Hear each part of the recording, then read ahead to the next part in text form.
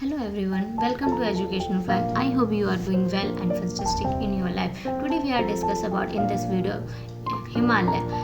हिमालय दुनिया की सबसे ऊंची पर्वत श्रृंखला है। ये हमारे देश के सभी बच्चे तक जानते हैं, लेकिन क्या आपको पता है इस हिमालय का निर्माण यानी फॉर्मेशन कैसे हुआ और कब हुआ? अगर मैं आपसे कहूँ कि जहाँ पे आज हम हिमालय को देख रहे हैं वहाँ पर पहले हिमालय हुआ ही नहीं करता था, वहाँ एक विशाल समुद्र हुआ करता था, तो क्या आप मेरी इस बातों पे यकीन कर पाएंगे? लेकिन सच्चाई तो यही है, जहाँ हम आज इसको देखते हैं वहाँ पहले कभी समुद्र हुआ करता था। आज से 50 करोड़ साल पहले हमारे भारत का भी अपना खुद का कोई अस्तित्व नहीं था। फिर एक अचानक से पृथ्वी में हुई इस हलचल की वजह से जो हमारी पूरी दुनिया का आकृति आज के डेट में उसको बदल के रख दिया। 50 करोड़ साल पहले हुई इस घटना क्या थी? पृथ्वी पर हिमालय का जन्म कैसे हुआ? पर्वत श्रृंखला हमारे अस्तित्व के लिए इतना महत्वपूर्ण क्यों है?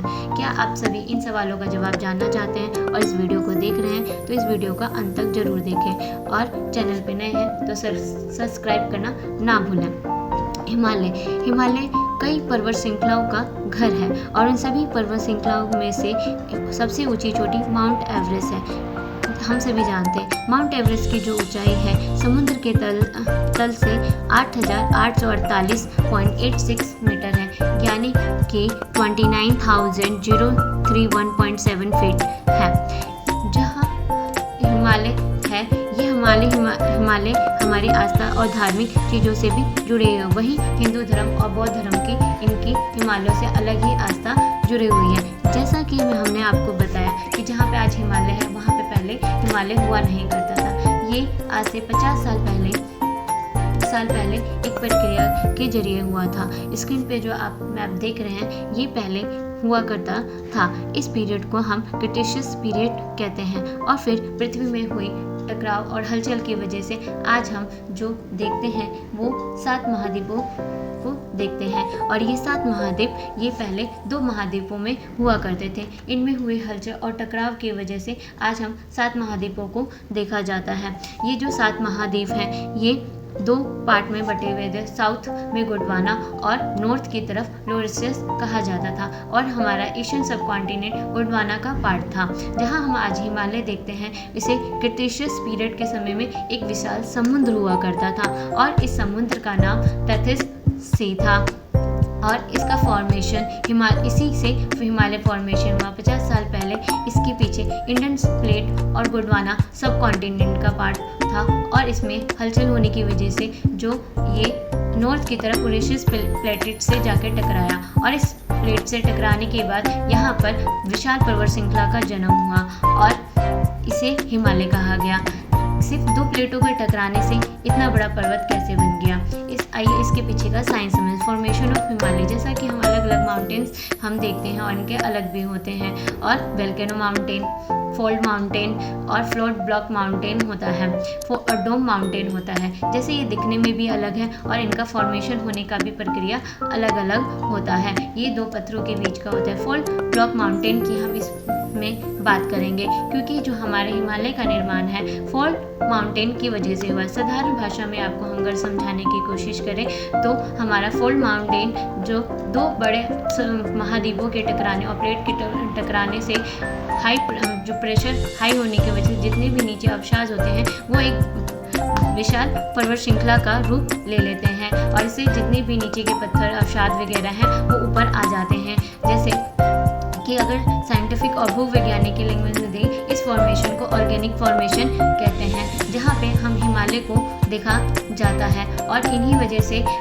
जब टकराने की वजह मॉरिशस प्लेट और गोंडवाना के टकराने की वजह से जितने भी अवसाद थे वो एक विशाल चीज़ों के रूप में देख लिया गया, और हमारे हिमालय का निर्माण हुआ।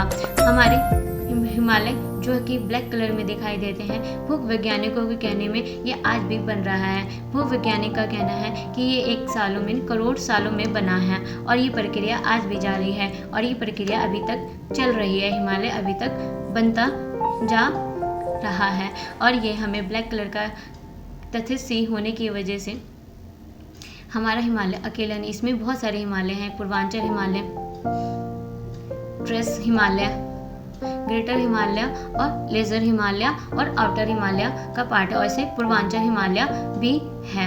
और अगर हम भूवैज्ञानिक की बात करें तो हिमालय के फॉर्मेशन में सबसे पहला जो हमारा हिमालय बना है वो तेसस हिमालय और ग्रेटेस्ट हिमालय का निर्माण हुआ है। ये हमें ब्लैक कलर की दिखाई देती हैं। ये अगर हम इसको ध्यान से देखें, और हमारे कई वैज्ञानिकों का कहना है कि जो इसका निर्माण हुआ तेथिस सी की वजह से हुआ है, तेथिस सी के ऊपर उठने की वजह से, उनके अवसादों के ऊपर उठने की वजह से हुआ है।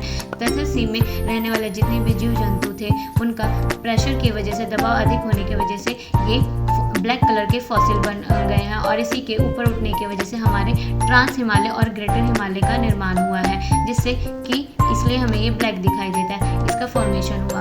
लेकिन इसका फॉर्मेशन आज हमारे जितना लाइफ में जुड़ा है वो हमारे पूरे इंडियन लोगों के लिए सबसे ज़्यादा जुड़ा है। वो कैसे, चलिए आइए इसको समझते हैं कि हिमालय हमारे इंडियन भारतीयों के लिए इतना ज़्यादा इम्पोर्टेंट कैसे है। उत्तरी दिशा से आने वाला जो भारत है, एशिया के लिए और खासकर भारत के लिए हिमालय बहुत महत्वपूर्ण माना जाता है। उत्तरी दिशा से आने वाला जो ठंडी हवाएं हैं, जो हमारे हड्डियों को जमा देने वाला है, उसे सार्वजनिक हवा कहा जाता है। हिमालय की चोटी इन आने वाली ठंडी हवाओं को क्या लगभग ब्लॉक कर देती है, और सब क्लाइमेट में एक गर्माहट का रहता है। गर्मी के दिनों में वही मानसून का भी इसी का फॉर्मेशन माना जाता है। और यहाँ पर इंडियन सब कॉन्टिनेंट में अधिक तपन होने की वजह से, लो प्रेशर एरिया की वजह से हिंद महासागर से जितनी भी हवाएं होती हैं उसको अपनी तरफ खींचता चला जाता है, जिसकी वजह से ये भारत को क्रॉस करते हुए चीन पहुंच जाता है। और यहाँ पर ठंडी हवाओं का ऊपर उठने की वजह से बादल बनने लग जाता है। इन बादल बनने की वजह से अच्छी खासी हमारी हेवी रेनफॉल देखा जाता है, जो कि हम सभी जानते हैं कि हमारे भारतीयों के लिए ये कितना महत्वपूर्ण है, क्योंकि हमारी बहुत सारी फसलें को उगाने और पालन पोषण के लिए बहुत आवश्यक है, जो कि इन मानसून पे ही टिका हुआ है। वहीं चाइना, जो कि हमारा पड़ोसी देश है, उससे हमें बचाने के लिए भी एक बहुत रक्षा का काम करता है, जो कि 24 घंटा प्रति मिनट एक सिक्योरिटी गार्ड की तरह वहाँ पे खड़ा है, और ये हमेशा रहेगा। जैसा कि हम सभी जानते हैं कि हमारे पास पीने योग्य पानी बहुत कम है, लेकिन हिमालय से निकलने वाला ग्लेशियर, नदियाँ, झरने यहाँ पर मीठे पानी और फ्रेश वाटर में माना जाता है। लेकिन क्लाइमेट चेंज होने की वजह से अगर ये ऐसे ही क्लाइमेट चेंज हुआ, 75% बर्फ़ पिघल चुके हैं और आगे पिघलते रहेंगे। अगर हमने इन सभी पर ध्यान नहीं दिया, क्लाइमेट के ऊपर काम नहीं किया, तो हो सके तो यहाँ पे ग्लेशियर पिघलने की वजह से आसपास के क्षेत्रों में बहुत बड़ी तबाही हो सकती है, जहाँ पे फ्लड आ सकते हैं, भूस्खलन जैसे हम देख सकते हैं। और हमने सभी जानते हैं कि बाढ़ और भूस्खलन से हमारा देश कई भागों में पीड़ित रहा है, और इससे जानमाल हानि की कितनी सारी दिक्कतें होती हैं। ये भारत की लाइफ के लिए बहुत ही ज़्यादा ज़रूरी है, इसलिए हमें अपने आसपास के क्लाइमेट्स पे और अपनी उस पर योगदान देना चाहिए, क्योंकि क्लाइमेट किसी एक पर्टिकुलर लोगों का भाग नहीं है, हम सभी उसके लिए जिम्मेदार हैं। तो सभी अपने स्तर पर कोशिश कर सकते हैं। इसके बारे में आपकी क्या राय है और आप कमेंट करके बता सकते हैं, और अगली वीडियो में मिलते हैं। अगर आपको वीडियो पसंद आई हो तो लाइक करें, शेयर करें और चैनल को सब्सक्राइब करें, फॉलो करें। उम्मीद है आपको अच्छा लगा होगा। Thank you.